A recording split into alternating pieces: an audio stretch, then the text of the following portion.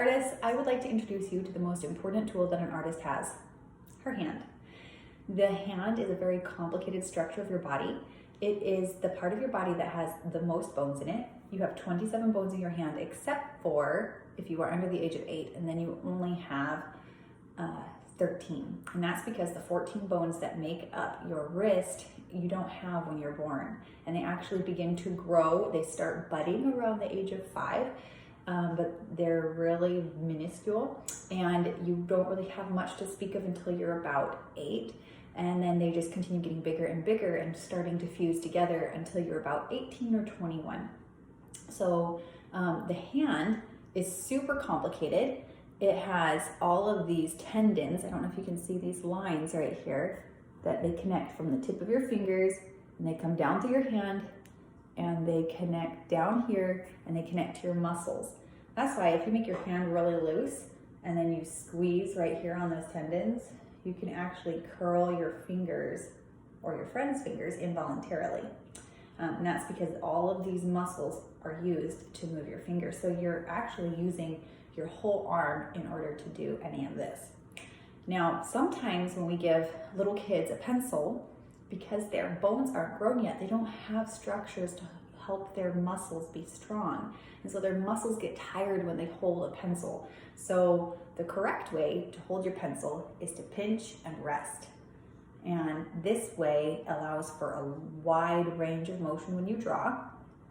But sometimes little kids, because they were given pencils and taught to work with pencils for a long time when they were kids, their hands got super tired because they didn't have the bone structure to help them do it without getting tired. And so to give them strength. And so their hand gets really tired, and they create some bad habits of holding their pencils to give them some extra strength and stability in their hand. And so we get some of this. Have you ever seen somebody write like this? Or sometimes we get kids that hold it like this.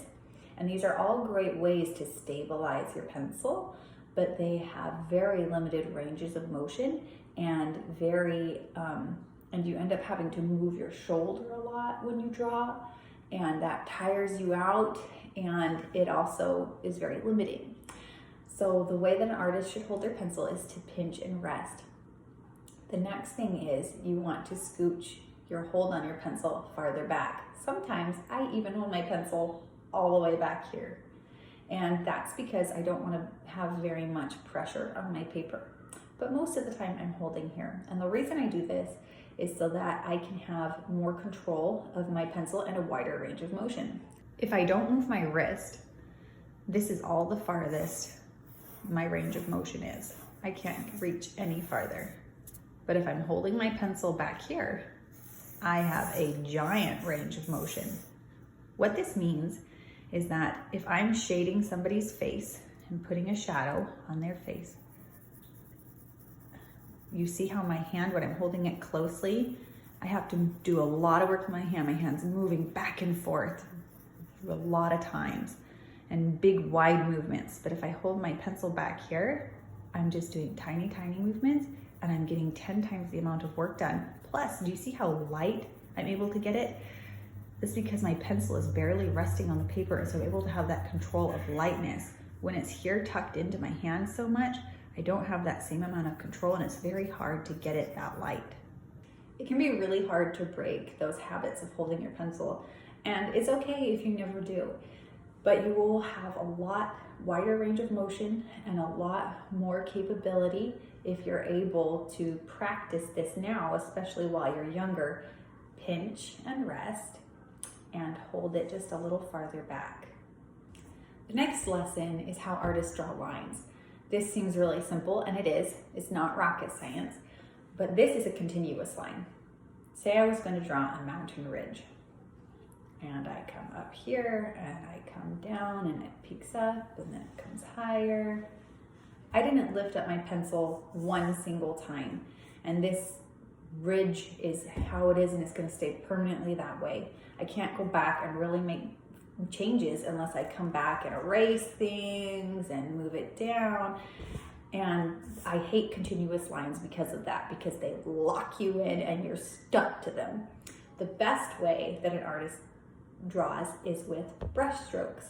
So even though this isn't a brush, we're going to use brush strokes with our pencil.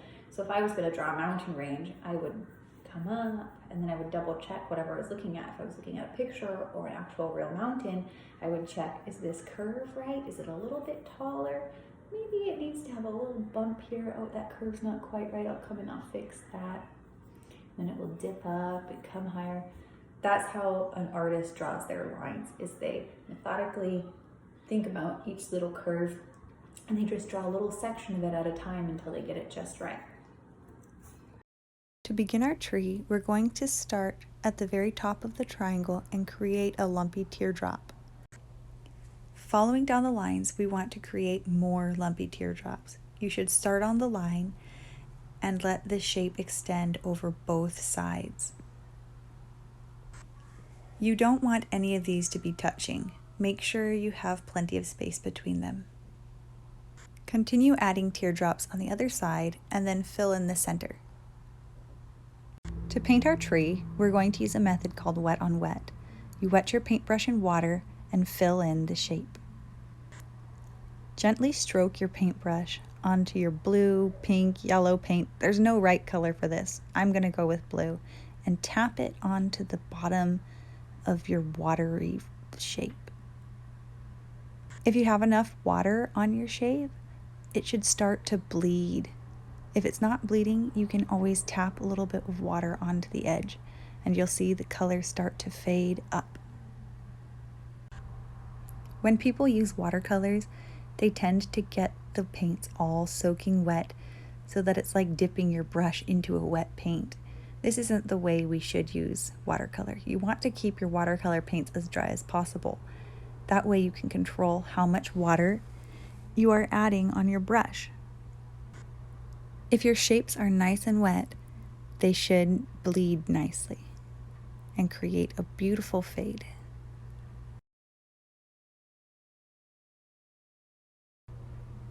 After you've filled in all of your teardrops, we want to draw a little background. Create two lines making a hill behind your tree and a hill in front of your tree. Getting your brush wet, you want to fill in the space between both lines. You want it nice and wet, just like you did with your lumps.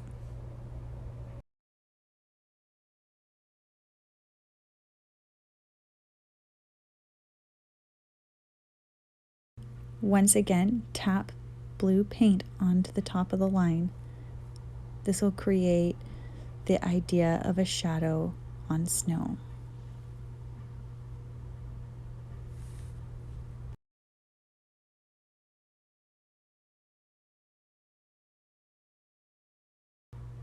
Next, you want to fill in between all of your teardrop shapes. You want this color to be darker than the color you used. You don't want to mix black into any color. Here, I mixed pink and blue to create a very dark purple. You could use any color. If you had painted your teardrops yellow, you could use a dark orange. Or if you had painted them green, you could use a dark blue.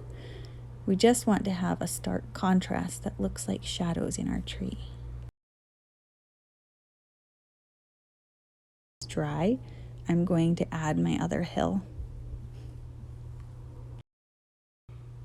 I'm now going to get some blue pigment and mix it with lots and lots of water. Gently tapping the brush on my finger, I can create little splatter marks that look like snow.